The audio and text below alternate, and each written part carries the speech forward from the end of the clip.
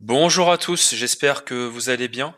Je vous retrouve aujourd'hui pour un tout nouveau podcast sur la chaîne pour ce début d'année 2026. Donc déjà, j'espère que vous avez passé de bonnes fêtes et que vous avez pu en profiter un maximum.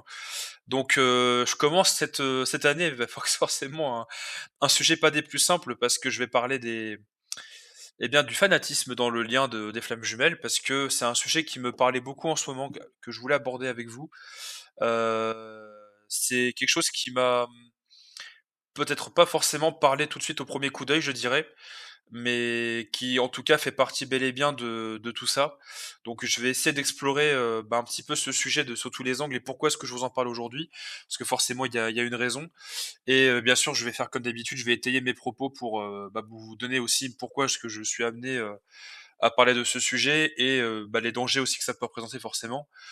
Donc voilà. Donc pour commencer, je vais faire un petit parallèle par rapport, aux religions qui sont connues, les religions monothéistes. Donc quand j'étais sur ce parcours au tout début, pour ceux qui me connaissent pas, et pour ceux qui me connaissent aussi du coup vous le savez, mais je fais juste une piqûre de rappel. Moi quand j'ai commencé mon parcours flamme jumelle, donc c'était, fin 2022.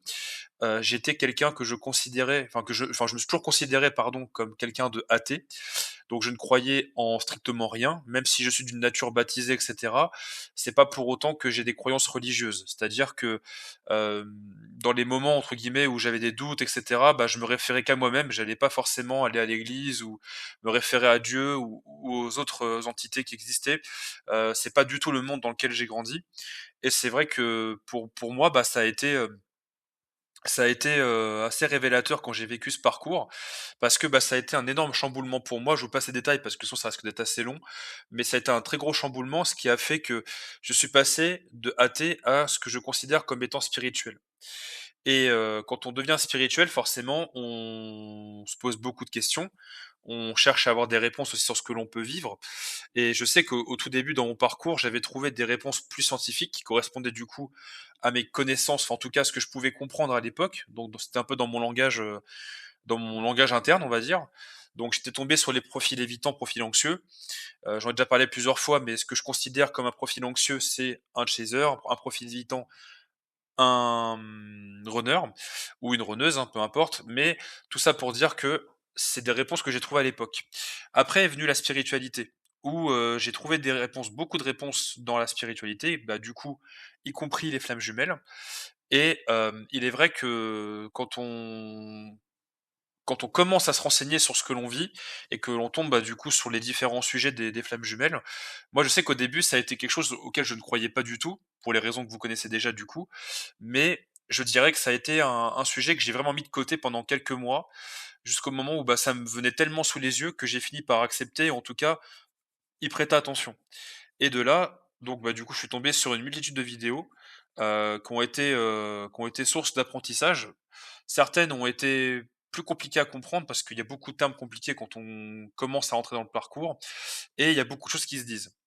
Ça, j'y reviendrai un peu plus tard parce que je voulais, comme je vous ai dit en tout début de podcast, vous faire un parallèle par rapport aux religions. Là, je parle de fanatisme, dans le lien de flammes jumelles. En fait, dans tout ce qui existe pour moi dans le domaine de l'invisible est facilement interprétable et il y a une multitude de vérités qui est donnée, et il est vrai que la foi, pour moi, ou tout ce qui a trait à la spiritualité, c'est une notion très personnelle parce qu'en fait, il y a une notion d'interprétation, il y a une notion d'expérience, de vécu. Enfin, il y a plein de choses qui vont faire que vous allez croire ou pas. Il y a une réelle notion aussi de est-ce que je crois ou non en la religion, et cetera. Donc fatalement, je me suis posé la question durant mon parcours, alors ça a été plutôt vers la fin, de est-ce que finalement ce que je vis est lié d'une quelconque façon aux religions monothéistes? Donc forcément, je me suis renseigné. J'y ai pas trouvé forcément beaucoup de réponses, si ce n'est que j'en ai trouvé d'autres, en cherchant dans ce secteur-là. Et c'est vrai que je suis tombé sur plein de témoignages qui étaient très touchants, hein. Et sachez d'abord, avant que je commence à parler de la religion, qu'il y a aucune j'ai pas pour but de dénigrer la personne qui croit au christianisme, qui est musulmane ou qui va être juive. il y a pas de souci par rapport à ça. Au contraire, je suis plutôt une personne qui défend les religions, tout ça, dans le sens où je trouve que c'est des belles valeurs, qu'il y a beaucoup de choses qui sont, proclamées, qui sont intéressantes. Mais je dirais que dans toute part de religion, vu qu'on touche beaucoup à l'invisible, encore une fois, il y a beaucoup d'interprétations et je pense que les interprétations peuvent mener justement à l'ombre et je pense que c'est un problème qui est lié justement à ce que moi j'appelle le fanatisme. Le fanatisme, en fait, c'est qu'on va, littéralement idolâtrer quelque chose, au point de peut-être parfois, surinterpréter et aller combattre au nom de cette chose-là, au nom de toute cet égrégore en fait que ça va, engendrer, de croire finalement en des choses, qui sont extrêmes. Et c'est vrai que je reprends les exemples qu'on a au travers de l'histoire, par exemple, pour les différentes religions. Si on prend pour la religion musulmane, vous avez le djihad, qui est l'extrême de la religion musulmane. Évidemment, tous les musulmans ne sont pas comme ça. Vous prenez les chrétiens, vous avez le Ku Klux Klan à l'époque. Enfin, toutes les religions ont eu, excusez-moi du terme, mais des casseroles au cul. Et c'est vrai que c'est des choses, en fait, malheureusement, où on se rend compte que dans toute «bonne lumière» entre guillemets qui est proclamée, on a aussi une énorme part d'ombre et même s'ils se battent au nom de Dieu, pour moi, dans ma vision des choses évidemment, je pense que vous me comprendrez là-dessus, ils ne se battent pas au nom de l'amour, ni de la paix, ni de la lumière. On est loin de tout ça en fait. C'est même, horrible de devoir, faire des attentats, de devoir tuer des gens et cetera et pour moi, on est tous sauf dans l'amour en fait, dans la bienveillance et dans la lumière. Et c'est vrai que je me suis du coup, en me renseignant sur toutes ces choses-là, forcément en apprenant de toutes les religions et je respecte encore une fois toutes les personnes qui croient en Dieu, Jésus et Allah et cetera. Il y a aucun problème là-dessus, que grand bien vous fasse si vous êtes, si la foi vous convient et il y a pas de souci là-dessus. Mais je voulais simplement faire un parallèle par rapport à ce que moi j'ai pu vivre au travers du lien de flamme jumelle parce que forcément ce qui m'a rendu spirituel, bah, c'est le lien de flamme jumelle d'une certaine manière et c'est vrai que j'y ai fait beaucoup de parallèles parce que quand j'ai commencé mon parcours, j'entendais de multitudes de choses sur le net. Je fais partie de ces personnes-là, du coup, aujourd'hui, qui décrivent une certaine version du lien de flamme jumelle. Mais il est vrai que dans mon parcours, j'ai souvent entendu d'autres personnes parler de ce parcours en proclamant une vérité absolue.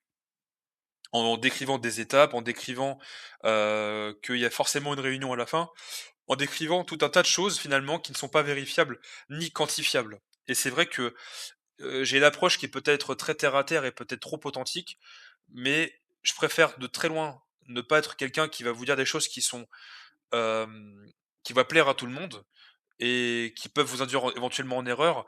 Je préfère vous dire les choses aujourd'hui telles qu'elles sont, telles que je les vois, telles que je les perçois, pour vous aider le plus que je peux.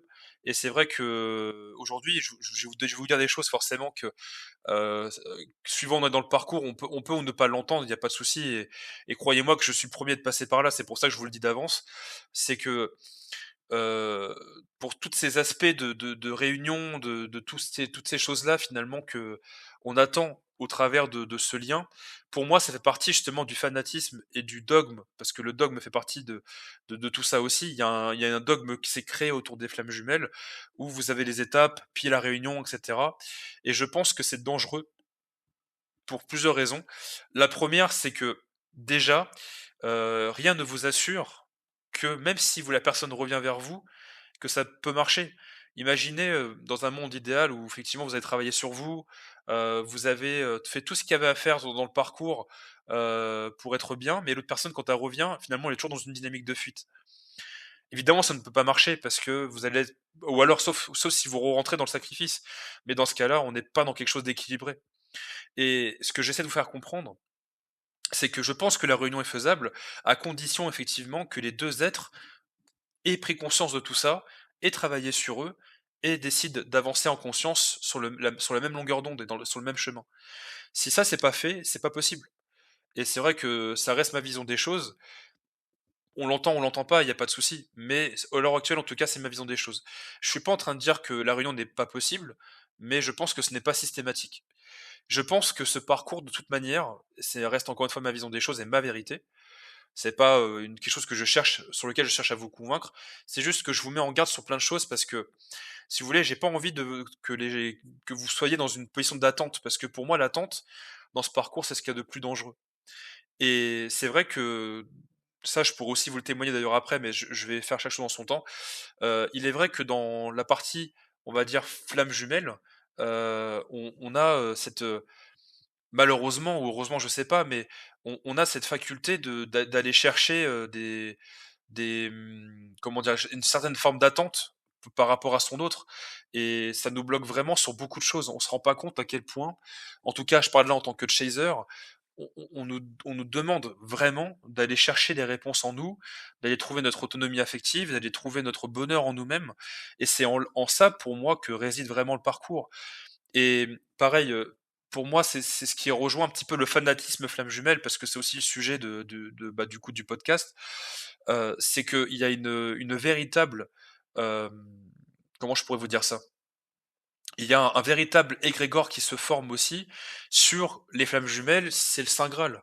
Et c'est vrai que moi, personnellement, quand j'ai vécu mon parcours, ça a tellement été difficile à des moments, et je vous dis ça avec tout mon cœur vraiment, c'est que c'était pas vivable et que moi, je peine vraiment de ne serait-ce que par rapport à ça, à comprendre les personnes qui recherchent leur flamme jumelle. Pour moi, ça ne se cherche pas, déjà ça nous tombe dessus.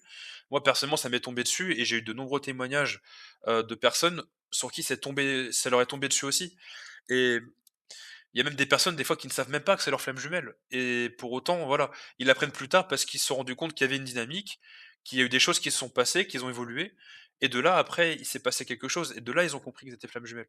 Ça a été mon cas aussi. Moi, il m'a fallu plusieurs mois après la séparation, donc plusieurs mois de couple, puis après plusieurs mois encore de remise en question, de fond de guérison sur plein de choses et cetera pour comprendre que j'étais effectivement flamme jumelle. Mais ça a duré plus de 2 ans après derrière encore, pour que je puisse accepter le lien, pour que je puisse guérir tout ce que j'avais à guérir. Je vous cache pas que j'aime bien le terme guérison parce que pour moi, il y a vraiment une forme de guérison qui se fait intérieure. Il y a une réelle connexion spirituelle avec la personne avec qui vous êtes et le problème, c'est qu'elle est là même quand l'autre n'est plus là, dans la matière. Et ça, c'est partie des caractéristiques que l'on vit avec une flamme jumelle. Il y a de l'amour, quoi qu'il arrive, et c'est pas quelque chose de mauvais non plus. C'est une personne qui vous insulte, qui vous manque de respect, qui vous violente, je le dirai jamais assez, qui vous fait du mal, que ce soit physique ou moral, ce n'est pas votre flamme jumelle. Là, effectivement, il y a une dynamique qui est toxique. Ça, je ne le dirai jamais assez, c'est pour ça que c'est souffrant. Il y a une dynamique qui est toxique, c'est qu'il y a une personne qui fuit l'amour et l'autre qui la poursuit, mais en se sacrifiant, en faisant une multitude de choses qui n'ont aucune raison, qui dépassent même parfois la raison même, parce qu'on se sent comme, obligé de le faire. Je suis passé par là, c'est pour ça que je peux vous le dire aussi et c'est vrai que tout ça nous mène à nous dire des fois: «Mais est-ce que je suis pas fou ou folle?»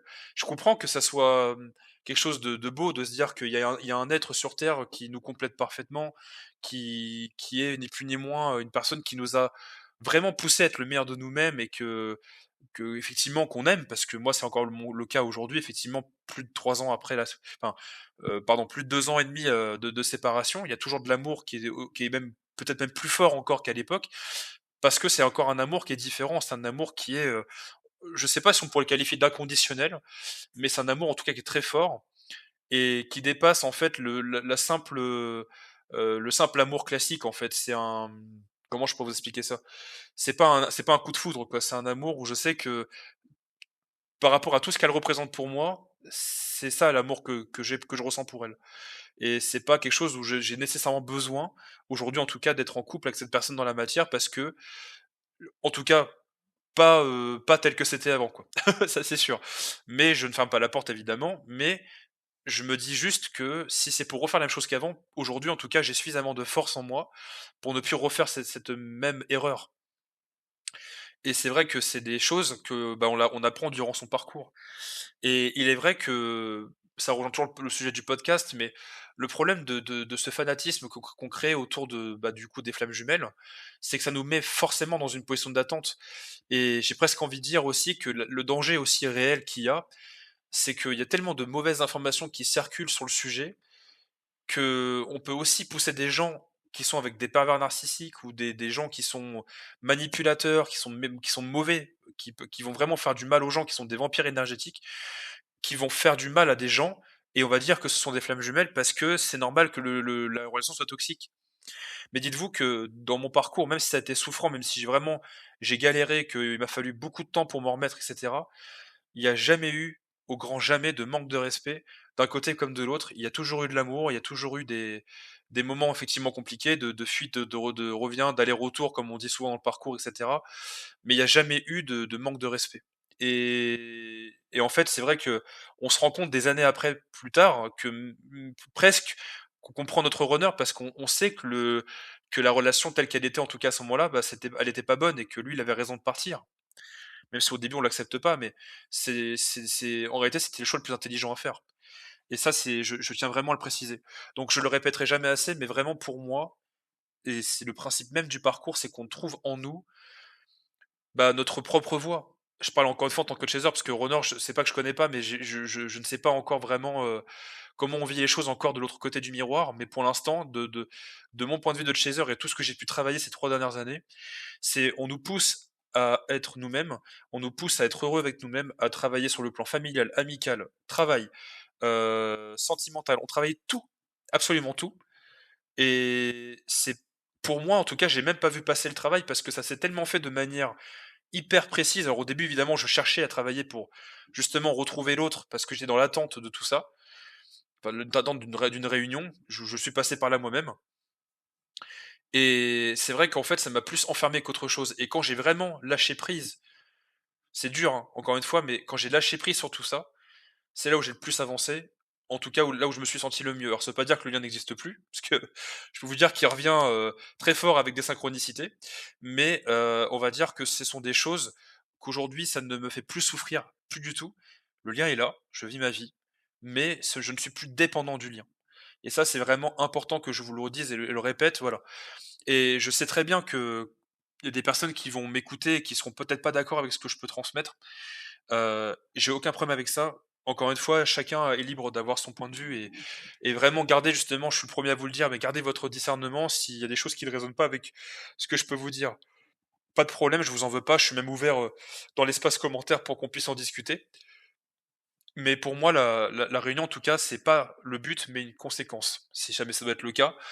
Et je vous mets vraiment encore une fois en garde de ne pas être dans une forme d'attente.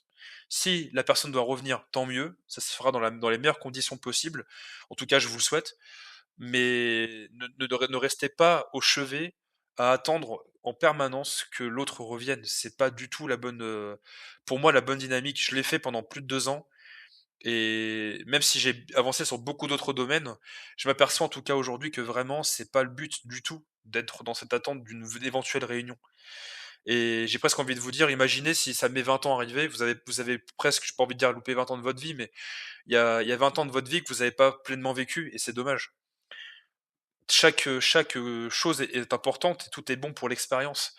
Moi, je prime vraiment par l'expérience. Voilà. Après, bien sûr, si vous avez besoin, vous avez, des questions, des envies, des choses à me partager, vous avez l'espace commentaire. Si vous avez besoin, je pourrais échanger avec vous. Si vous voulez avoir des comment dirais-je? Échanger avec moi en privé, il y a pas de souci, vous avez mon téléphone portable par WhatsApp ou mon adresse mail. Je fais aussi des accompagnements pour ceux qui ont besoin.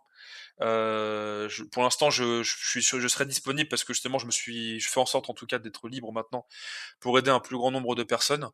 Voilà en tout cas ce que je voulais vous transmettre pour ce soir. J'espère ne rien avoir oublié puisque, bah, comme d'habitude, je fais, les choses telles que ça me vient.